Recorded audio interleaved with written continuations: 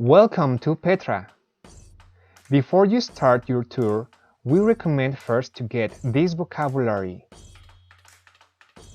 Inhabited, carved by hand, dwellings, tombs, sandstone, landscape, epicenter, spice, fanciful, incense, narrow, main entrance, passageway, town's defense, ancient times, treasury, unknown, kings, gods, peddled, wares, Petra's market, small hand-sized holes, scaffolding, stonemasons, rock cut, chiseled, sun, bullet holes, several statues depicting scholars, cracks in the walls, meeting halls, jewelry, entertain the masses, gorge, stairs, neighbors, huge.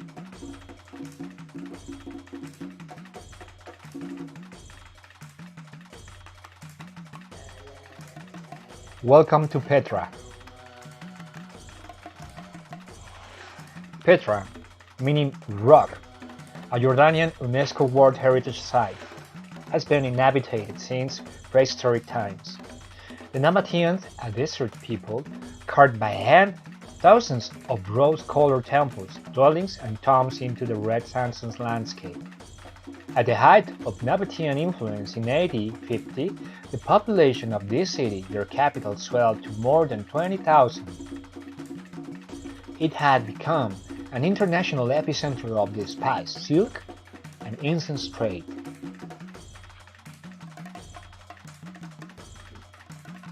The Sig. The Sig is a narrow natural tunnel that is 1.2 kilometers long and is the main entrance into Petra. This once-paved passageway was an important element of the town's defense in ancient times.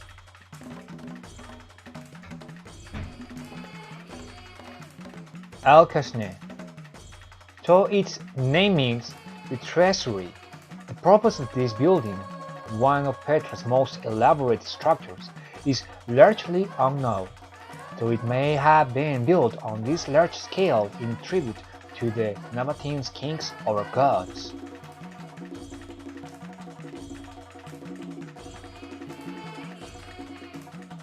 Such an amazing place, definitely.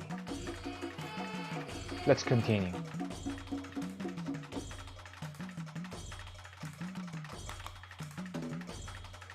The Kasna. Built to a grand scale during the reign of Nabatean king Aretas IV, 9 BC, AD 40, the massive rock-carved Al-Kasne, the treasury, extends about 23 meters wide and 30 meters high. Scholars believe the structure served as a temple and may also have been intended to intimidate traders from other nations as they peddled their wares in Petra's market. Many of its architectural elements show the influence of Greek design on Nabatean architecture. Construction. Small hand-sized holes climb up both sides of the building, like scaffolding. Experts believe a master builder led a team of stonemasons that started from a rock-cut platform at the top of the mountain, then chiseled their way down. What's in a name? Small holes at the base of the central tower are bullet holes, shot from the guns of local Bedouins who believed that this structure held the hidden treasure of an ancient king, leading to its nickname, the treasury.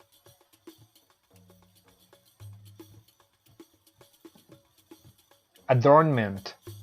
Several statues depicting Nabatean gods and goddesses decorate the temple, There were two main gods worshipped by Nabateans.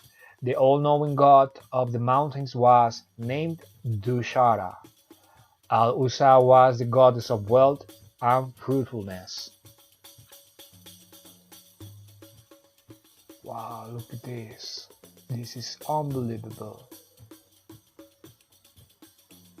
Let's continue. Inside the temple. Scholars believe these small rooms were made to entomb the Nabatean king Aretas IV.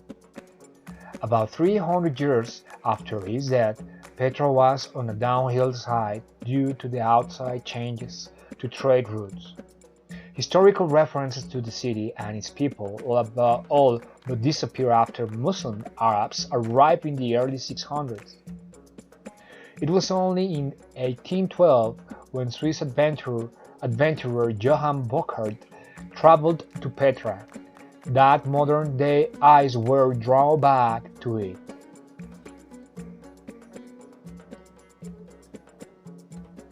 Cracks in the walls. You can't help but notice the large cracks dividing the colorful sandstone walls. The damage was likely incurred when a large earthquake struck Petra on May 19 AD 363. Ancient accounts state that half the city was destroyed. Whoa, look at this. This is really small.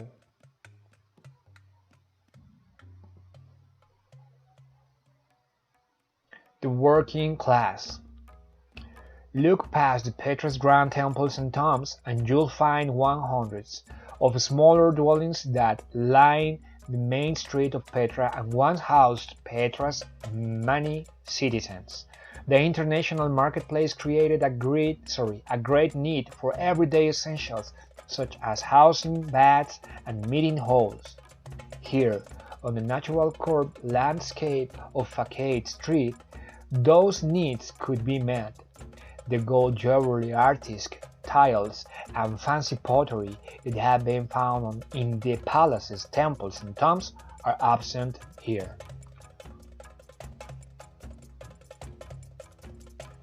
The amphitheater.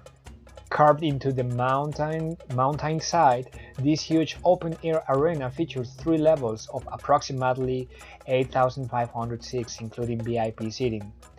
The Nabateans built it for religious rituals, but the Romans enlarged and redesigned it in order to entertain the masses.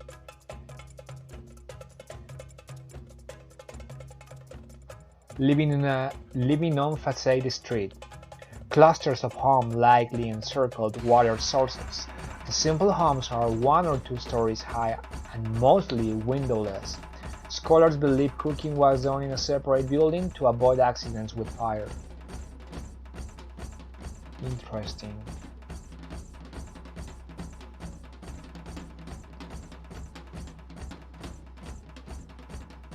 The upper class. Ancient records state that displaying one's wealth was an important part of Nabatean culture. The proof of this statement can be found in the more than 600 monumental tombs and over 100 ritual banquet halls of Petra. Well-to-do families.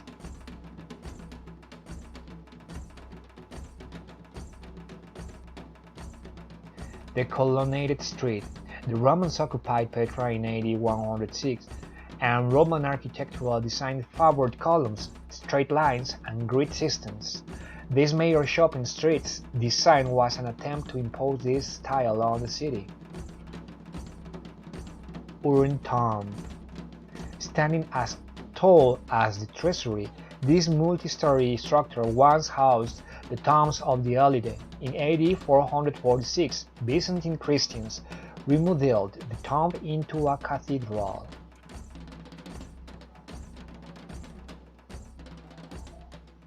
Up the stairs. You will have to hike 822 rock-carved steps up a narrow gorge in a mountain to arrive at your next destination, or you can hire a donkey. At the top of the gorge, you will be rewarded by spectacular views of the surrounding valley. You also will have arrived at the largest building in Petra called Aprende or the monastery. Like the other impressive structures in Petra, this building is finely carved into the mountainside.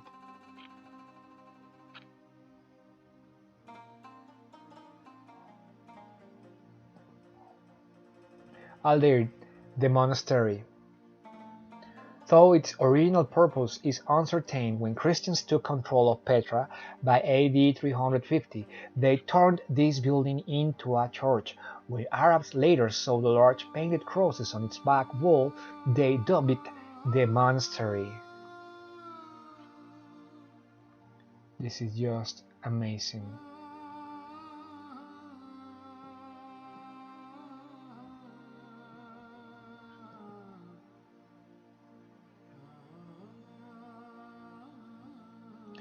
Royal Tomb Complex.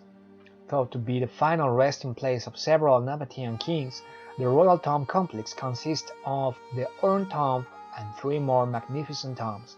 Like many of Petra's grand structures, these are delicately carved with symbols and motifs. Masons took inspiration from nature as well as from their neighbors, and chiseled fanciful creatures like those found in Greek mythology. Silk Tomb. The Silk Tomb is the smallest of the tombs, and it's noteworthy for its mix of yellow, red, and gray sandstone, which some say looks like a beautiful silk blanket. Palace Tomb. Thanks to its many classical columns, this multi-story tomb with a huge facade looks like a Roman palace. It dates to the time of King Ravel II, AD 70 to 106. Corinthian tomb. Looking like a crumbling version of the Al-Krasneh, this tomb combines aspects of Nabatean and classical architecture, though once grand, time and earthquakes have severely damaged it.